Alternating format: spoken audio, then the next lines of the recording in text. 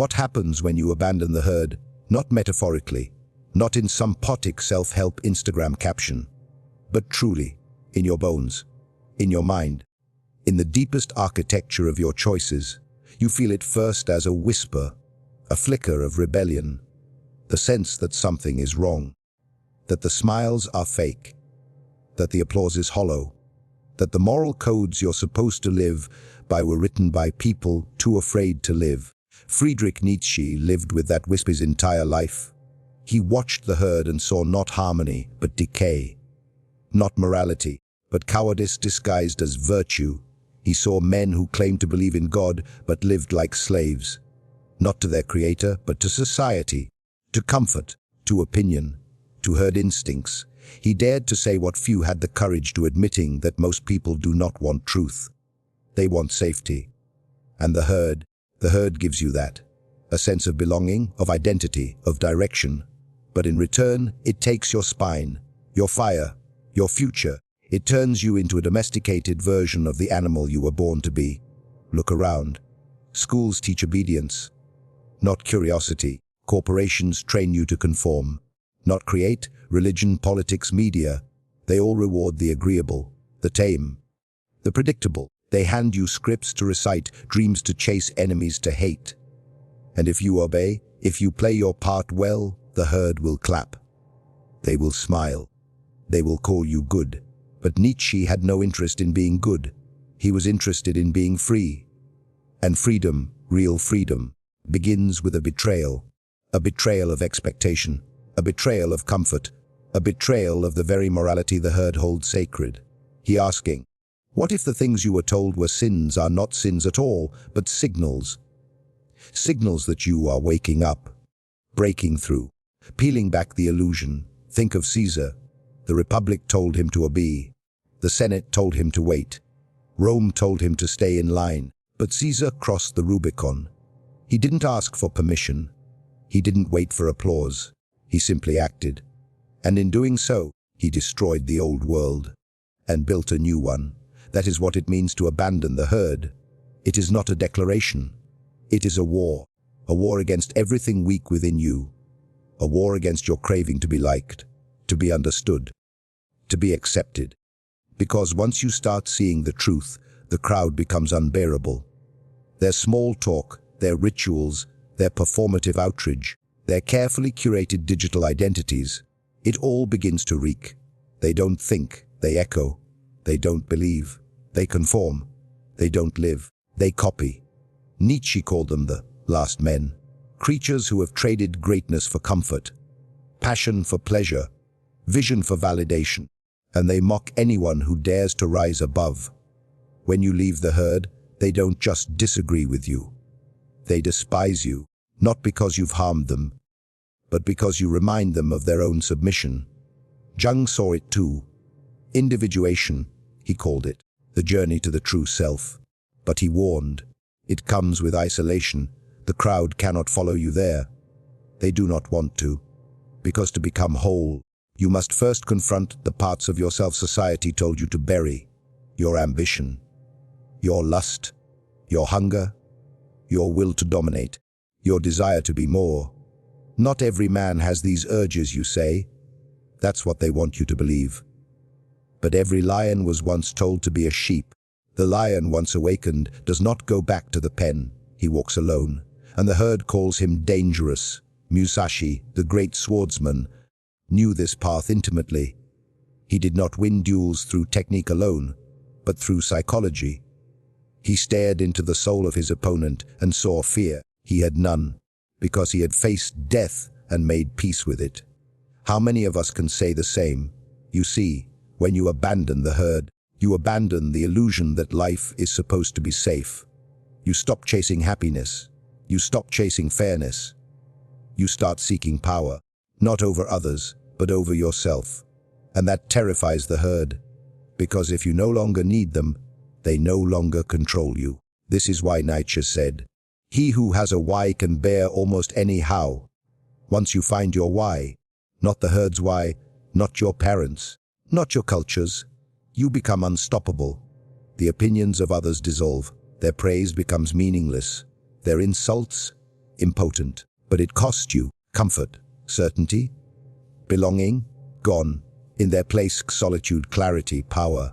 And slowly, something else emerges, a new kind of morality. One not built on obedience, but on strength. Not on guilt, but on responsibility. Not on sacrifice, but on creation. This is the morality of the overman. Nietzsche's ideal. Not a superhuman, but a self-created one.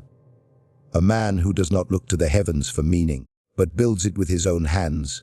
He is not concerned with being liked. He is concerned with becoming. He does not ask, "Is this good?" He asks, "Does this serve my becoming?"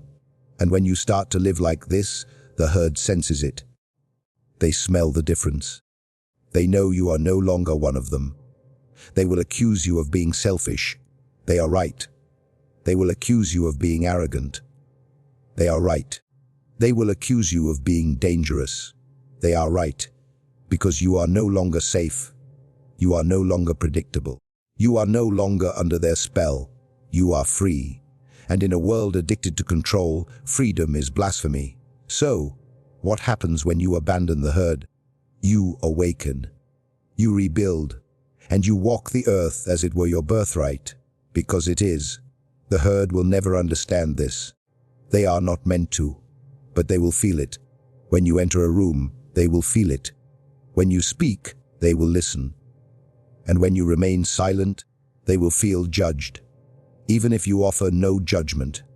Because your very presence is proof that they could have chosen more. That they could have fought harder. That they could have lived. But they didn't. You did. And that, more than anything, is what they cannot forgive. So you walk alone. Not in bitterness, not in arrogance, but in truth. Because once you've tasted that truth, you cannot go back. The cage no longer fits. The leash burns your neck. The voice of the shepherd grates on your soul.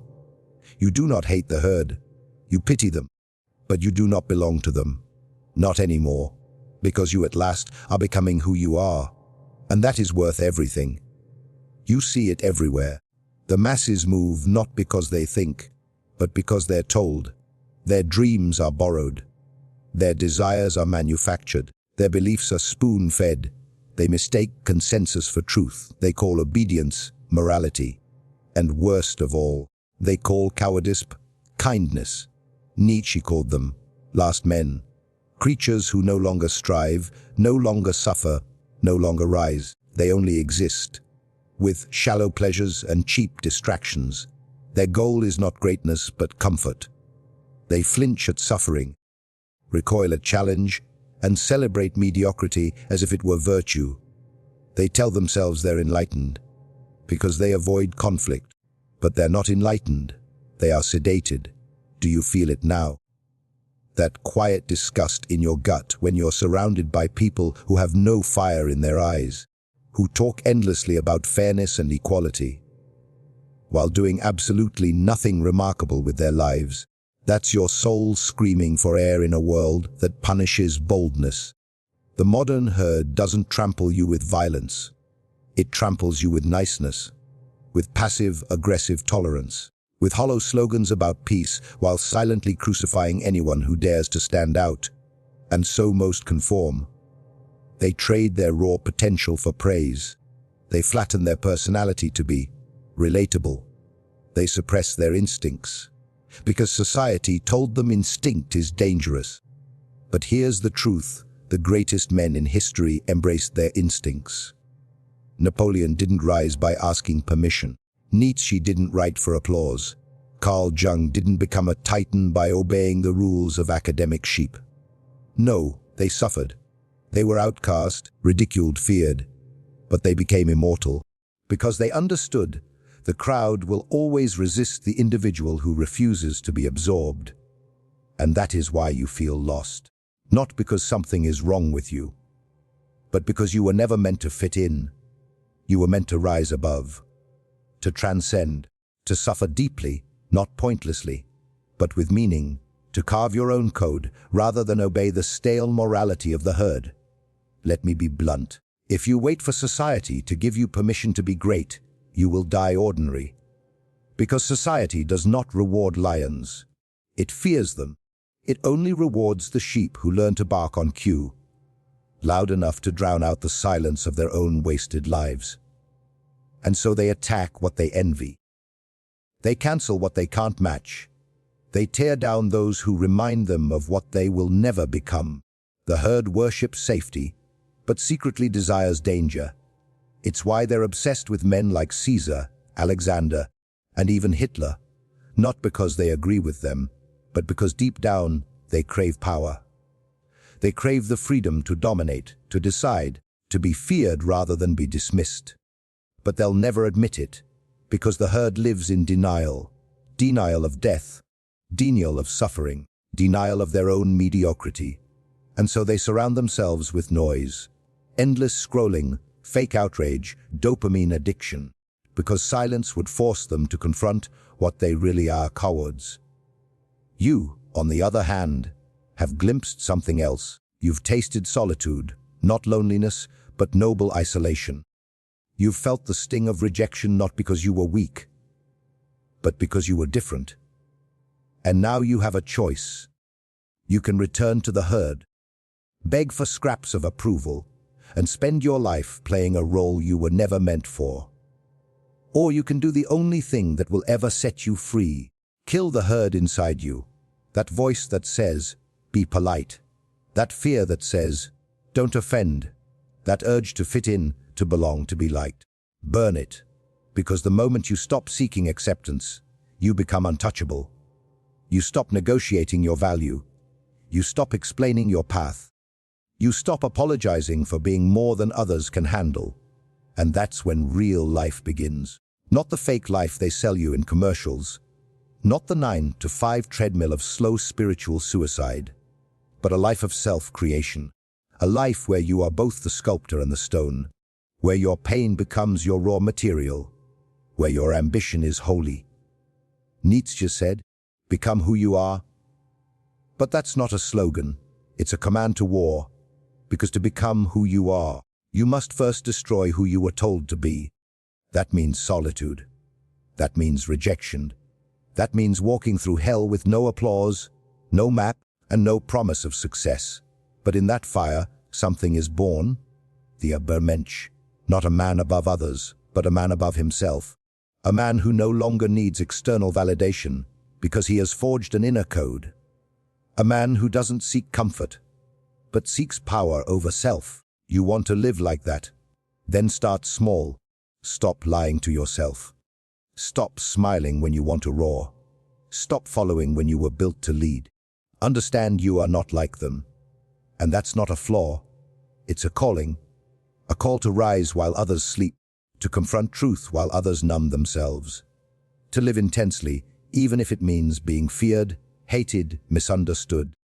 Because the world was never changed by agreeable men. It was changed by those mad enough to reject the script and write their own. So stop chasing validation from a world that hates clarity, strength, and greatness. You don't need their applause. You need a mirror. And in that mirror, you must see not what you were told to be, but the beast they tried to tame, the lion, the conqueror, the philosopher who dares to look into the abyss and smile. Because unlike them, you do not flinch at darkness, you eat it. The herd fears the abyss. You must walk into it, because no man becomes a god without first descending into hell. This is the law, the unspoken truth behind every myth, every empire, every great transformation. Before rebirth, there must be death, the death of illusions, the death of comfort, the death of who you used to be. This is what Nietzsche meant when he said, "He who fights with monsters should look to it that he himself does not become a monster." But then he added something more terrifying. And when you gaze long into an abyss, the abyss also gazes into you. Because the abyss doesn't just reflect your darkness. It challenges you to own it. This is where most men fail. They stare into their trauma, their rage, their insecurity, and they turn away. They numb it. They moralize it. They pretend it isn't there, and so they remain half alive. But the dangerous man, the awakened one, he does the unthinkable. He steps forward. He makes the descent willingly. not to drown in darkness, but to retrieve his power. Carl Jung called this the integration of the shadow. You must bring the repressed, the ugly, the unloved parts of yourself into the light, not to fix them, but to wield them. Your anger, your lust, your jealousy, your hunger for dominance. These are not your enemies, they are your fuel. Jung warned, one does not become enlightened by imagining figures of light, but by making the darkness conscious. You do not become whole by pretending to be good. You become whole by becoming real. Look at the world. It rewards masks. It teaches you to smile when you're in pain, to be nice when you're furious, to tolerate weakness and call it virtue. But the man who dares to strip away the mask, he becomes dangerous. Not because he's evil, but because he's honest. He stops negotiating with his demons and starts riding them. He doesn't suppress desire, he refines it. He doesn't fear solitude, he thrives in it. He doesn't seek peace, he seeks sovereignty. This is what Napoleon did. He wasn't born powerful. He was mocked, humiliated, an outsider. But he transformed his resentment into empire. He walked into the abyss of abandonment, insignificance, poverty, and came out the other side with will sharpened like a blade. And Caesar, he wept at the statue of Alexander, because at the same age he had done nothing worth remembering. He could have wallowed, but instead he let that pain forge him. He crossed the Rubicon. He burned the bridge to mediocrity. What about you? Have you crossed your Rubicon? Have you dared to say, there is no going back to who I used to be? Or are you still waiting for someone to save you? Still waiting for permission? Still pretending that if you're just nice enough, compliant enough, harmless enough, life will reward you? It won't. Because life is not a classroom. It's an arena. And in the arena, you are either the gladiator or the spectacle. Either you conquer your inner chaos, or it conquers you. There is no neutrality in the war for your soul. And the war doesn't happen out there. It happens in here. In your silence. In your failures. In your late nights and early mornings. In every decision you make when no one's watching. Will you give in to comfort? Or will you rise with pain as your crucible? Let me be clear. The hero's journey is not a self-help fantasy. It's not about healing so you can return to normal. It's about becoming unrecognizable. The old you, he must die. The agreeable version, the afraid version, the one who clung to rules that never served him. Because every rebirth begins with sacrifice. Ask yourself, what have you sacrificed? What illusions have you shattered? What parts of yourself have you burned in the fire of truth? If the answer is none, then you are still asleep. But if you've lost friends, if you've faced betrayal, if you've had nights where you questioned your sanity, good. That's not failure. That's the path. Because to awaken in a world built on lies is not enlightenment. It is war. A war against mediocrity. Against false virtue. Against the part of you that still wants to be liked by people you don't even respect. You want to transcend. Then stop trying to be understood. You are not meant to be understood. You are meant to be felt, feared, respected in silence. That's what it means to walk the path of the Übermensch. Not a tyrant, not a villain, but a man who answers to a higher law, the law of his own becoming. So embrace your abyss, sit with it, study it, enter it like Caesar entered Gaul, not to escape, but to conquer. And when you emerge, don't explain yourself. Don't beg to be accepted back into the herd. Don't dull your edge to make others comfortable. Because the man who returns from the abyss does not return as a man. He returns as a force. And the world doesn't know what to do with a force that cannot be controlled. Now that you've stared into the abyss, now that you've felt the silence, the rejection, the slow, burning rage of waking up in a world built for cowards, the question is no longer, why do I feel so alone? The question is, what will I do with this power? Because that's what this is. Power. You've tasted what most will never dare admit exists. That deep, primal sovereignty that comes when you no longer flinch, no longer explain, no longer ask, and now you must wield it. But understand this, power is not domination, not coercion, not barking louder than the herd. Power is self-possession. It's the calm stare that silences a room, the ability to walk away without flinching, the discipline to want but not need. You don't own your life until you own your mind, your time, your impulses. The man who conquers kingdoms but can't conquer his ego is still a slave. And that's where most men fall.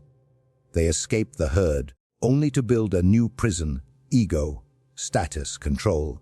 They become obsessed with being superior instead of becoming sovereign. But sovereignty is something else entirely. It is the stillness in Caesar before crossing the Rubicon, the detachment in Napoleon before battle, the silence of Nietzsche writing alone, with no applause, no students, no allies, just truth. It's when you no longer need to win every fight, because you've already won the war within yourself. The herd obeys rules. The rebel breaks them. But the sovereign, he transcends them. He doesn't argue morality, he embodies strength. He doesn't preach truth, he radiates it. He doesn't posture, he becomes unshakable. That is who you are becoming. Not the loudest, not the richest, but the most whole. You want to be unreplaceable. Stop imitating, stop competing, stop performing. Be the only one of your kind. The world copies confidence because it lacks soul. But the man who cultivates his own myth, he cannot be copied. Because his energy doesn't come from approval, it comes from alignment. And yes, they will hate you for it. They'll call you arrogant, intimidating, cold, detached. Let them. What illusions have you shattered? What parts of yourself have you burned in the fire of truth? If the answer is none, then you are still asleep. But if you've lost friends, if you've faced betrayal, if you've had nights where you questioned your sanity, good. That's not failure, that's the path. Because to awaken in a world built on lies is not enlightenment, it is war. A war against mediocrity, against false virtue, against the part of you that still wants to be liked by people you don't even respect. You want to transcend. Then stop trying to be understood. You are not meant to be understood. You are meant to be felt, feared, respected in silence. That's what it means to walk the path of the Übermensch. Not a tyrant, not a villain, but a man who answers to a higher law, the law of his own becoming. So embrace your abyss, sit with it, study it, enter it like Caesar entered Gaul, not to escape, but to conquer. And when you emerge, don't explain yourself. Don't beg to be accepted back into the herd. Don't dull your edge to make others comfortable. Because the man who returns from the abyss does not return as a man. He returns as a force. And the world doesn't know what to do with a force that cannot be controlled. Now that you've stared into the abyss, now that you've felt the silence, the rejection, the slow, burning rage of waking up in a world built for cowards, the question is no longer, why do I feel so alone? The question is, what will I do with this power? Because that's what this is. Power. You've tasted what most will never dare admit exists. That deep, primal sovereignty that comes when you no longer flinch, no longer explain, no longer ask, and now you must wield it. But understand this, power is not domination, not coercion, not barking louder than the herd. Power is self-possession. It's the calm stare that silences a room, the ability to walk away without flinching, the discipline to want but not need. You don't own your life until you own your mind, your time, your impulses. The man who conquers kingdoms but can't conquer his ego is still a slave. And that's where most men fall. They escape the herd, only to build a new prison: ego, status, control. They become obsessed with being superior instead of becoming sovereign. But sovereignty is something else entirely. It is the stillness in Caesar before crossing the Rubicon, the detachment in Napoleon before battle, the silence of Nietzsche writing alone, with no applause, no students, no allies, just truth. It's when you no longer need to win every fight, because you've already won the war within yourself. The herd obeys rules. The rebel breaks them. But the sovereign, he transcends them. He doesn't argue morality, he embodies strength. He doesn't preach truth, he radiates it. He doesn't posture, he becomes unshakable. That is who you are becoming. Not the loudest, not the richest, but the most whole. You want to be unreplaceable. Stop imitating, stop competing, stop performing. Be the only one of your kind. The world copies confidence because it lacks soul. But the man who cultivates his own myth, he cannot be copied.